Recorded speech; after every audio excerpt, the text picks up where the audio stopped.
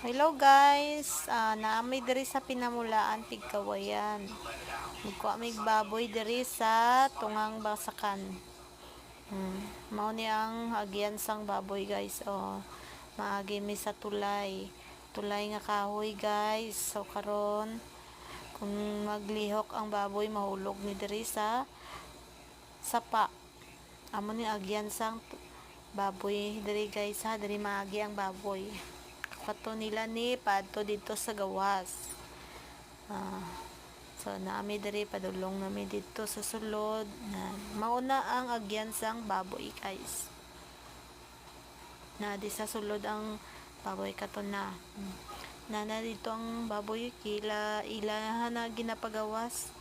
Nabudlayan sila guys kung paano nila na ianuhon. So diskarte na nila kung unsaon nila na isulod ang ang ulo sa sako. Na muntik na mahulog. Hapit na mahulog. Na sila. Tulo na sila kabuok ang laborer dira guys ha. So ila na mata-mata na pagawas pa maagi dito sa tulay. O diba guys, kay wala man mig budget pang palit ana, amo lang giutang sa supplier. Giutang na namo kay wa pa mi pambayad. So karon kay habang nagaulat mi gilingaw-lingaw niya ang unggoy. So nay mumoy dito, moy. Nay moy dito guys, gilingaw-lingaw sa namo habang nagahulat kami sa baboy nga ginapagawas. Gilingaw sa niya ang moy dito.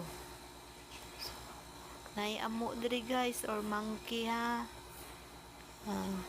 Nagpaabot mi sa ilaha. So, karon kay pahuman naman ni last na ni na mao nilang diskarte kung unsaon nila pagakwat sa baboy padulong dito sa gawas na ila nagiguyod na last na ni namo nga gikuha na baboy. Diri mi sa Tungang Basakan guys ha. So patapos nami guys kag pauli nami na sila tanan diri unom ni sila kabuk among giutang. Bye.